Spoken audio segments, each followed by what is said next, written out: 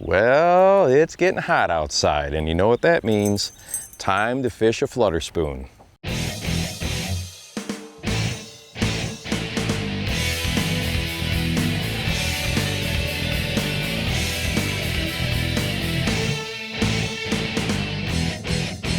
Hi there, welcome to the Bass Fishing Life. I'm your host, Steve Rogers. Well, today we're going to be going over the flutter spoon. Spoons have been around a long time and they are excellent fish catching machines, but you don't see all that many people throwing them on a regular basis anymore, and they are a lure that can just really put fish in the boat pretty quickly. Now, we are specifically working on ledge fishing today, and if you're not sure what ledge fishing is or how to approach it, go ahead and wait till the end. I've got a video that I'm going to talk about there that will link to a ledge fishing video, but today specifically we're going to be talking about fishing a flutter spoon. Now, there are a couple different spoon styles out there. We've got big ones like this, and believe me, the flutter spoons get much bigger than this as well, but we've also got your more traditional slab types of jigging spoons,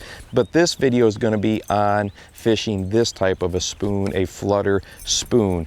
And when you're fishing this type of lure, what you're trying to imitate is your big bait fish. So as those bass come off the shoreline into their summer positions, they are not necessarily keyed in on your crawdads and things like that. They are almost primarily focusing just on big bait fish. That's going to be your big gizzard, shad. It's going to be, of course, could be your thread fins and alewives, stuff like that. Could be some big bluegills, but they're going to be focused on those bigger bait fish, and that is where a flutter spoon really does a great job of imitating those particular types of bait fish. So now, as far as a big old chunk of weed here, now as far as how to rig this up, there's a couple things that I like to do with this. One, I do always put a nice big swivel up here above the top. I want to try to avoid any line twist, whatever I can do to avoid that line twisting and when I'm pulling this up or it's fluttering on its way down.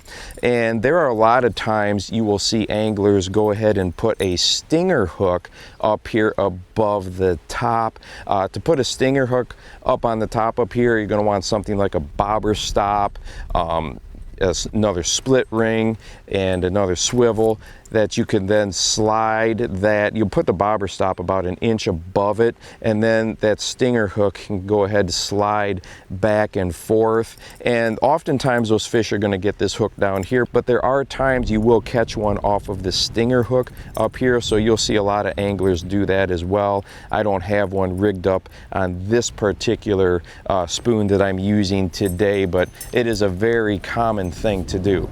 Cast your flutter spoon out there and let it go ahead and sink on a bowed line. You want to keep slack so it will come down straight, but you're kind of letting, feeding that slack to the line. So if you see that line stop, if you're in 20 foot of water and it stops after a second or two, there's a fish on that thing. Go ahead and set the hook. Once it hits bottom, you can go ahead and either just pull it straight and let it flutter back down. Very similar to how we fish a lipless crankbait a lot. Okay, this is a really good method to use. Or you can go ahead and give it a pop or a twitch and let it come back down. So let me put it back out there. Try to hit the edge of that drop off. Feeding it down, keeping that bow in the line. And once it hits, you'll feel it. I mean, that's a lot of weight down there. And then once it hits, gets on the bottom, then you could go ahead and pop it real quick if you want twice. So these are two very standard retrieves. And the majority of these bites, what you're trying to do is get that fish triggered to hit on the fall as that bait is fluttering down and imitating that dying bait fish. Now, as far as the hook set, like I said, you really want to be watching your line, and when you feel weight on the end and when you go to set that hook, go ahead and pull back on it, give it a decent hook set. But a lot of times with this large spoon like this, the bass can get leverage on you. In other words, they can wedge up against it and use that leverage to throw the flutter spoon. So that is why a lot of dedicated spoon anglers, when they do get a fish, they will just reel that thing down, bear down on it, much like swim bait anglers, and get that fish to the boat. You don't want that fish to have too much opportunity to go ahead and wedge that thing across on the other side. So that's definitely a good tactic to use. Now, as far as the rod goes, I like to have a rod for my spoon fishing that's got some little bit more give to it. This is a moderate taper on the rod, so as you see right here, but we do have a medium heavy backbone, but it doesn't get to the backbone until way down into the rod. So this actually is, I'm using a great big crankbait rod for this. So I find that that works really well for fishing the flutter spoon, but I like using this moderate tip, this moderately slow tip, because I want some give to it for the exact same reasons you would want give in a crankbait when you're fishing a crankbait. So that is a type of rod that I like to use.